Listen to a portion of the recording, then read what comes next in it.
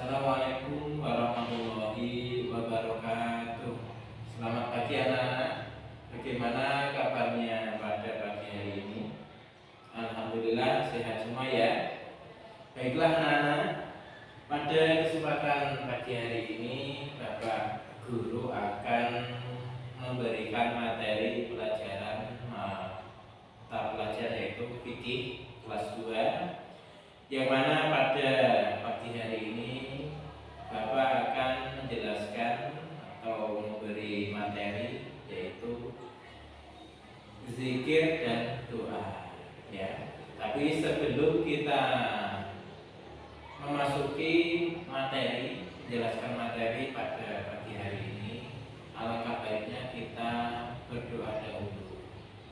Semoga dengan diawali doa pada pagi hari ini kita semua mendapatkan ilmu yang bermanfaat dunia dan akhirat ya.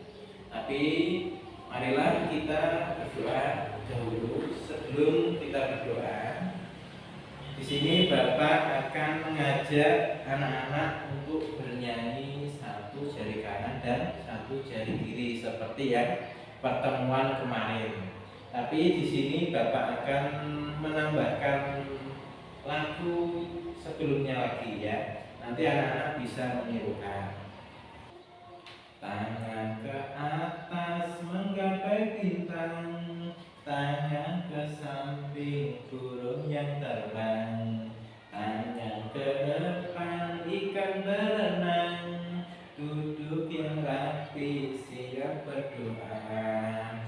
Tak-putar-putar tangan diputar, lunggu-lunggu tangan digulung, ulang melingkar di pagar bundar, nan kiri atas bawah siap berdoa. Satu jari kanan, satu jari kiri, ku gabung menjadi dua, ku buat jembatan panjang. Dua jari kanan, dua jari kiri, ku gabung menjadi empat, ku buat kamera cekrek. Tiga jari kanan, tiga jari kiri, ku gabung menjadi enam, ku buat menara tinggi.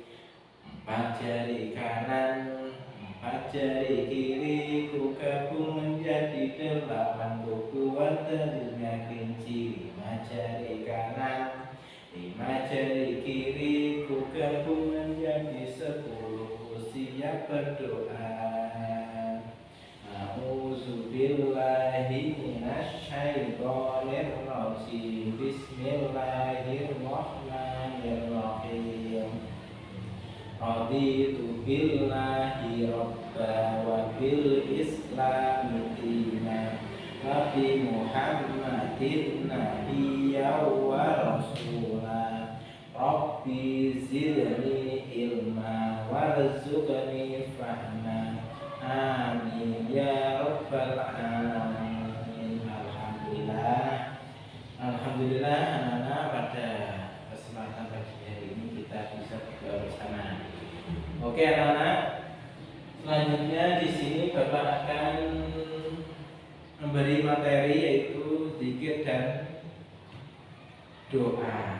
Tetapi sebelum kita memasuki materi pada pagi hari ini, Bapak akan bertanya pengertian sholat berjamaah, yaitu mata pelajaran ini materi kemarin. Apakah anak-anak sudah hafal, sudah paham dengan materi sholat berjamaah? Kalau sudah paham, Bapak akan memberikan satu pertanyaan ya. Coba Pak Hafiz, apa pengertian sholat berjamaah? Sholat berjamaah adalah sholat yang dikerjakan oleh dua orang atau lebih, yang dipimpin oleh imam dan di belakangnya adalah makmum, betul ya. Jadi anak-anak masih ingat materi pada hari kemarin. Berapakah pahala Betul, 27 derajat.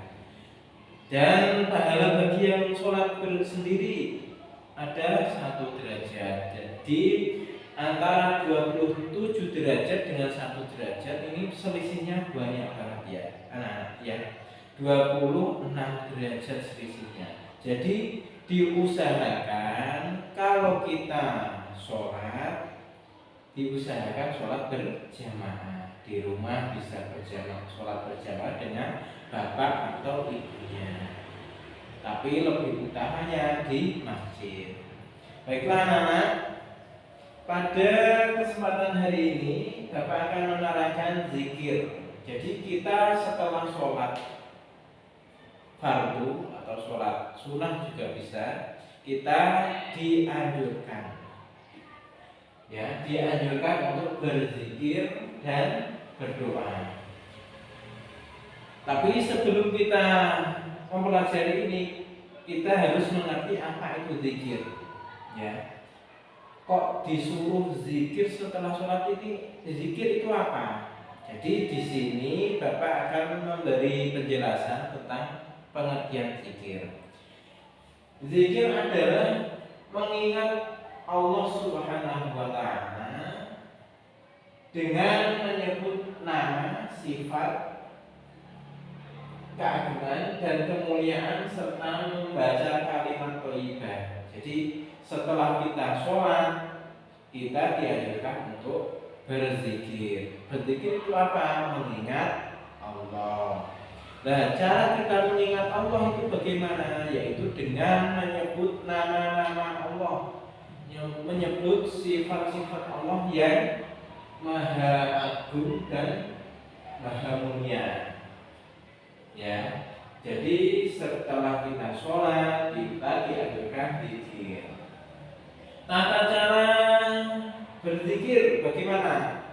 Jadi ketika kita berzikir, kita diharuskan, yaitu yang pertama duduk dengan khusyuk, dengan rapi dan khusyuk. Jadi ketika kita setelah sholat tidak boleh lari-larian. Di masjid tidak boleh lari-larian, tetapi duduk yang rapi dan khusyuk. Untuk apa? Untuk berzikir kepada Allah. Yang kedua, berzikir dengan suara yang pelan. Jadi ketika kita di masjid zikir, membaca kalimat thayyibah, tasbih, tahlil, tahmid, istighfar, itu harus dengan suara yang pelan.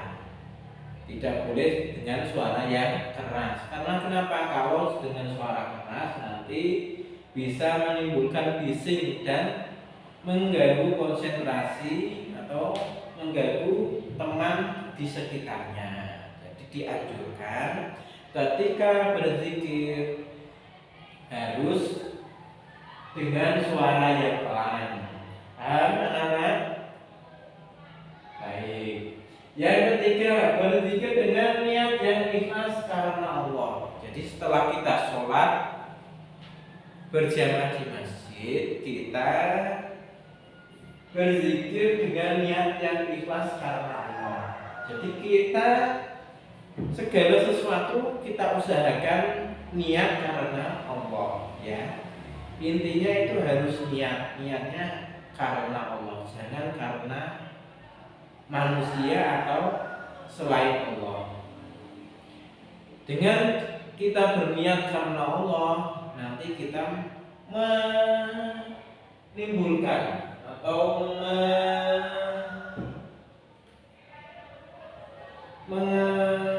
menimbulkan sifat ikhlas kita. Jadi kalau kita ikhlas dan niat karena Allah, insya Allah kita mendapatkan pahala yang baik dengan berzikir kepada Allah. Yang selanjutnya, tujuan berzikir ialah mengingat Allah. Jadi ketika kita berzikir, kita mengingat Allah.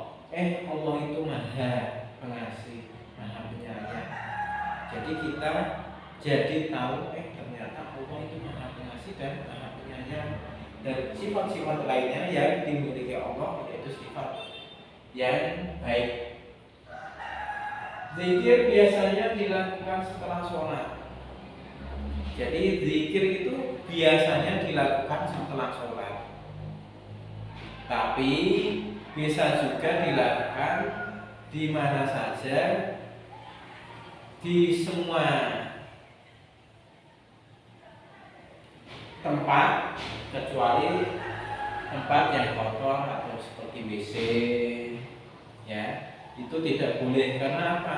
Karena kalimat tasbih atau kalimat zikir itu kalimat puji-pujian bagi untuk Allah, yaitu sifat-sifat Allah yang baik, tidak pantas untuk dibaca atau diucapkan di tempat-tempat yang kotor.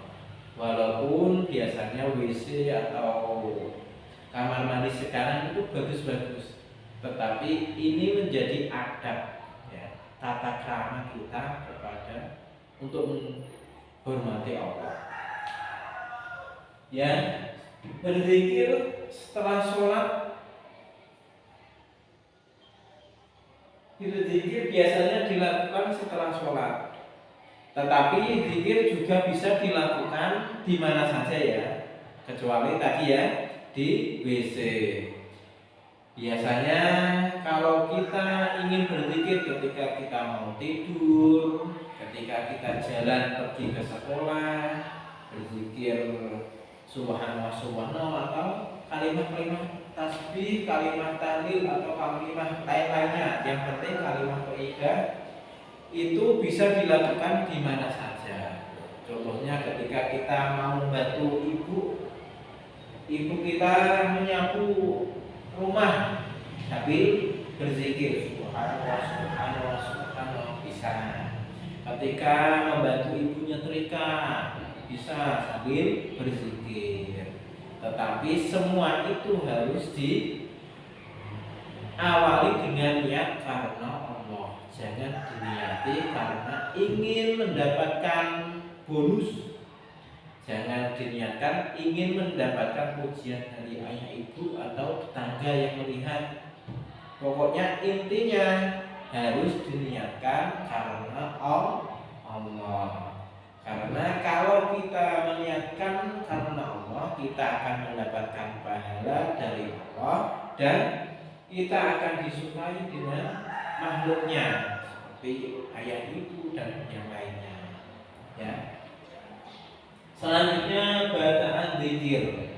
Jadi zikir itu ada bacaannya, bacaan kalimat thayyibah. Tetapi zikir itu banyak sekali.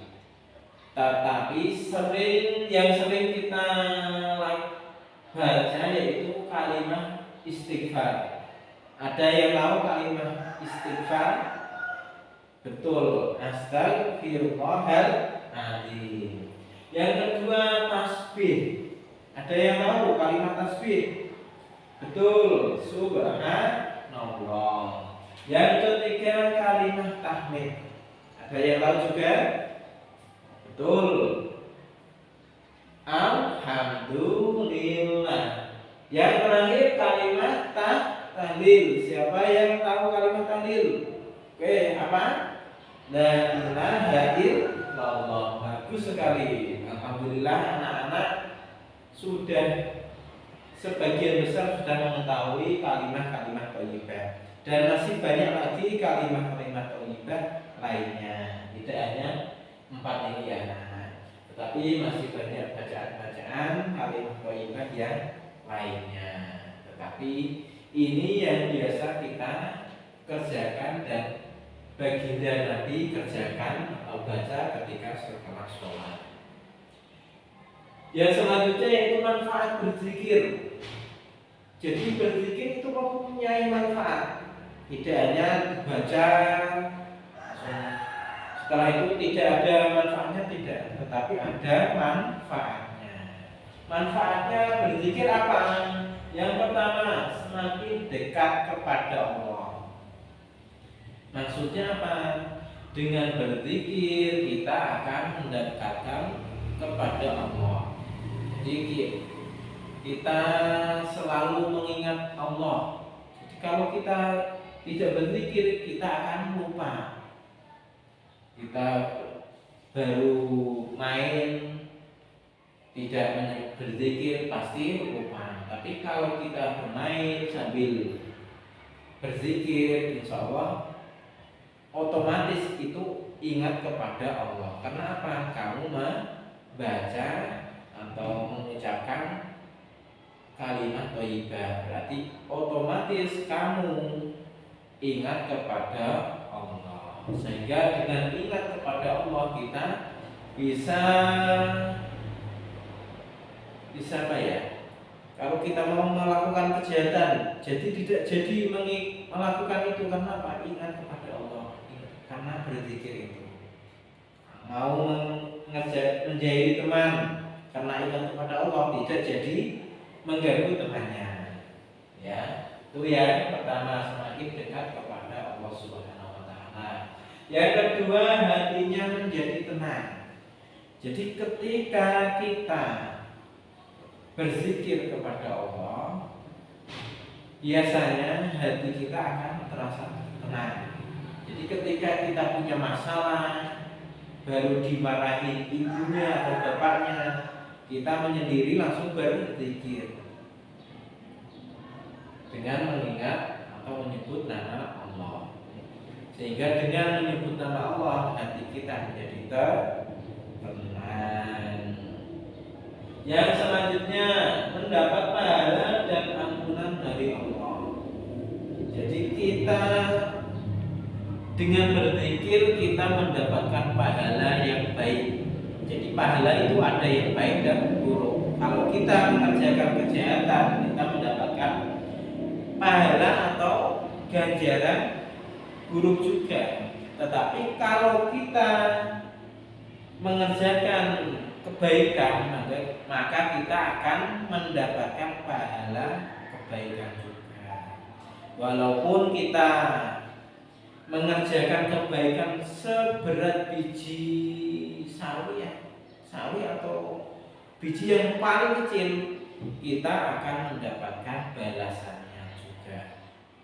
Sebegitu juga kalau kita melakukan kejahatan sekecil apapun, kita akan mendapatkan balasan juga seperti itu besok di yaumul qiyamah. Ya, makanya dengan kita berzikir kepada Allah, kita akan mendapatkan pahala dan mendapatkan ampunan dari Allah Subhanahu wa taala.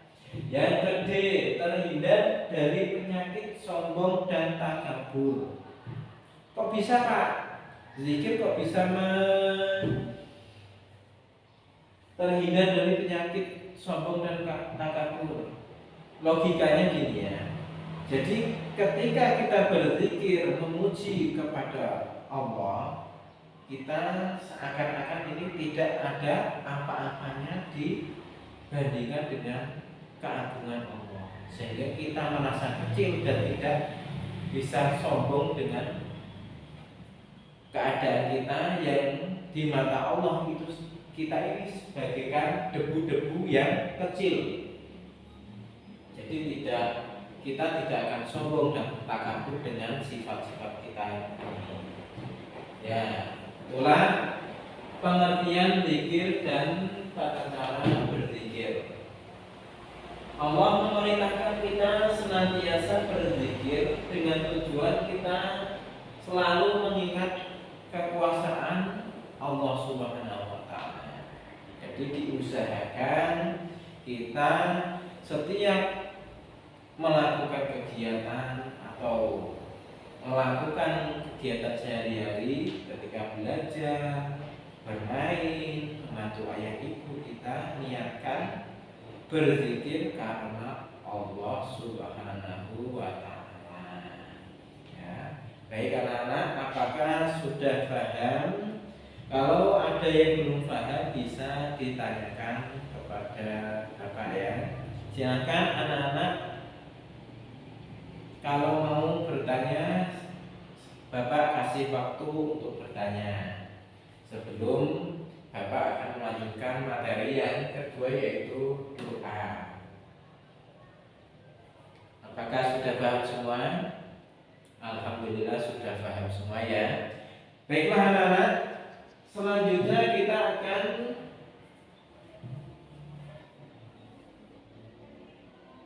mempelajari materi yaitu pengertian doa.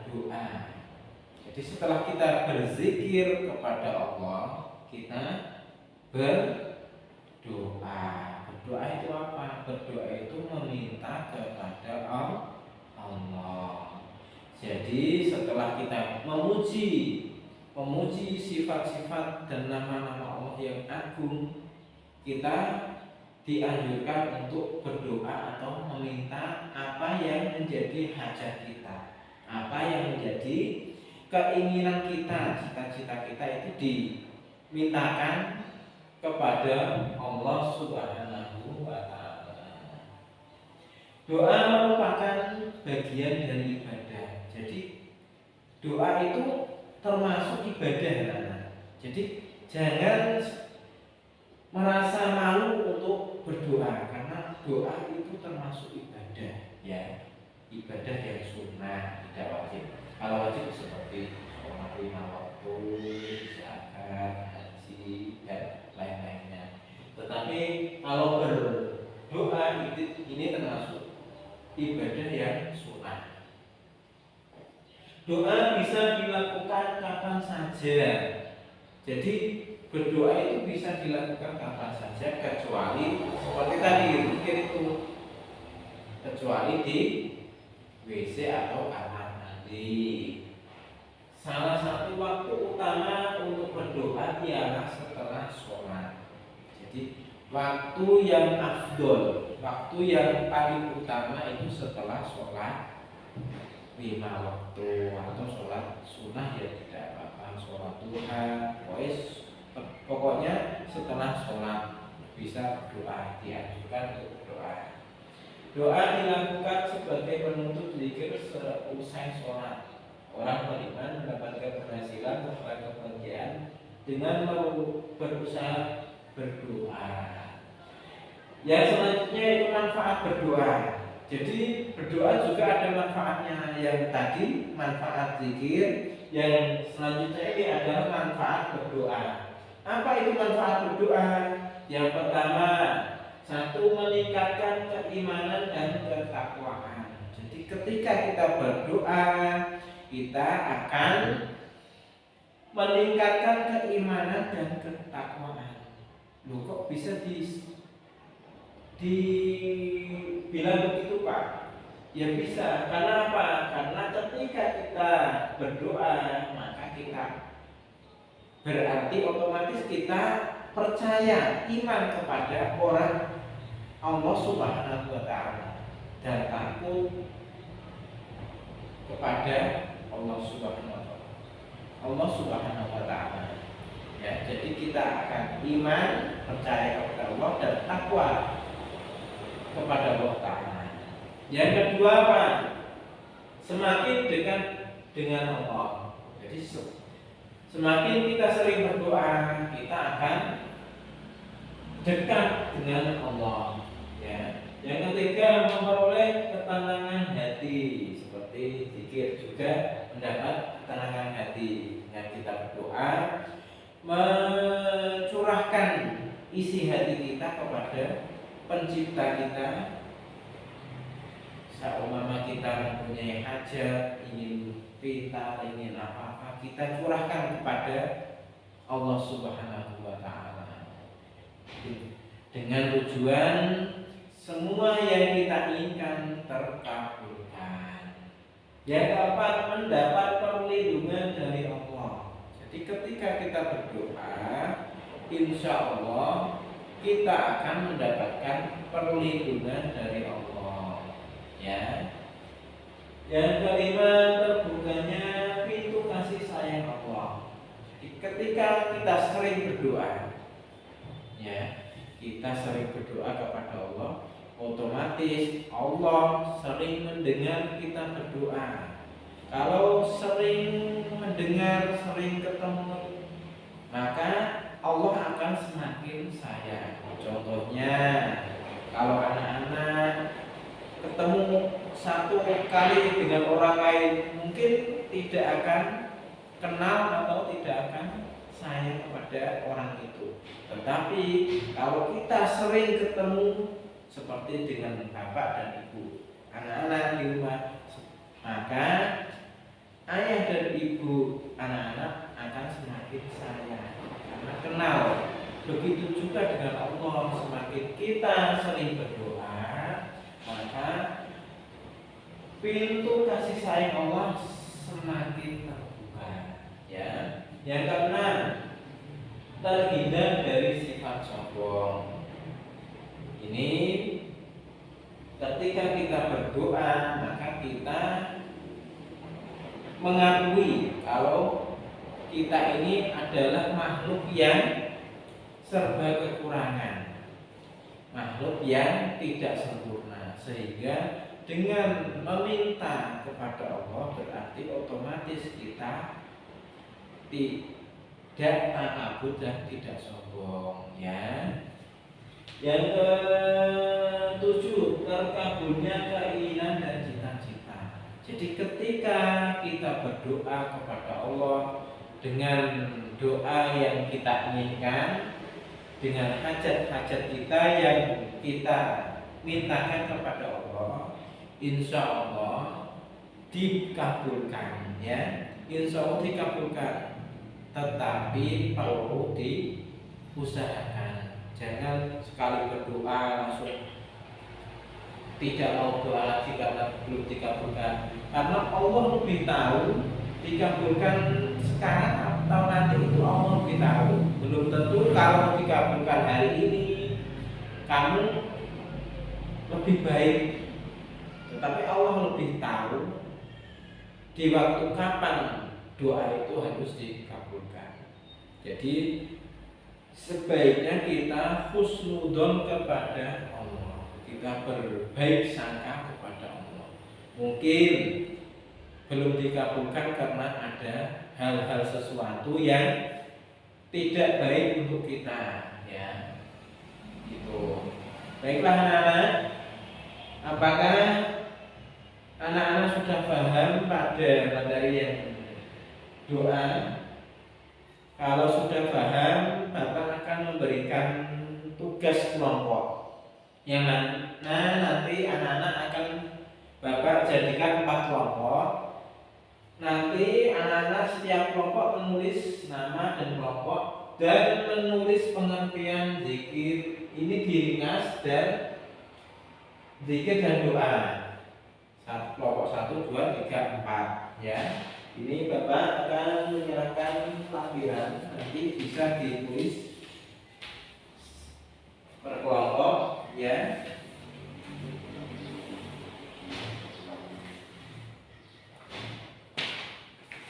Baik, sekarang anak-anak bisa meringkas atau memberi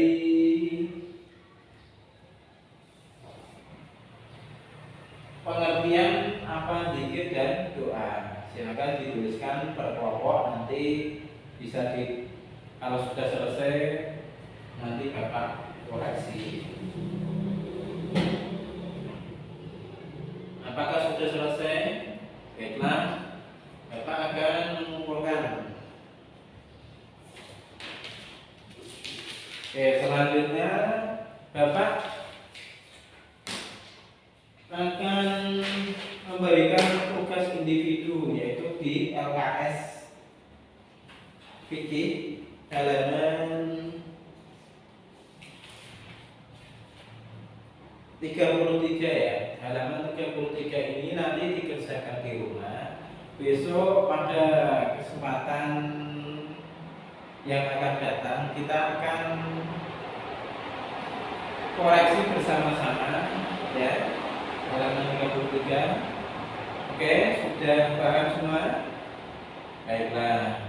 Jadi sebelum Bapak tutup materi pelajaran pada pagi hari ini, kesimpulan dari materi ini ialah pengertian zikir. Zikir artinya mengingat Allah, ya. Jadi zikir itu mengingat Allah, dan doa adalah meminta kepada Allah. Jadi kalau kita selesai sholat, kita diharuskan berzikir, yaitu dengan mengingat Allah dan mengucapkan kalimat-kalimat thayyibah seperti kalimat istighfar, tasbih, tahmid, dan tahlil. Setelah kita berzikir, kita diharuskan juga untuk berdoa, meminta kepada Allah apa-apa yang kita menjadi hajat kita, apa yang menjadi keinginan kita, supaya keinginan-keinginan kita bisa terkabulkan. Baik anak-anak, cukup sekian dari Bapak. Selanjutnya besok kita akan melakukan pertemuan lagi. Tetapi sebelum Bapak tutup, apabila dari awal sampai akhir banyak kesalahan dari Bapak, saya minta maaf yang sebesar-besarnya.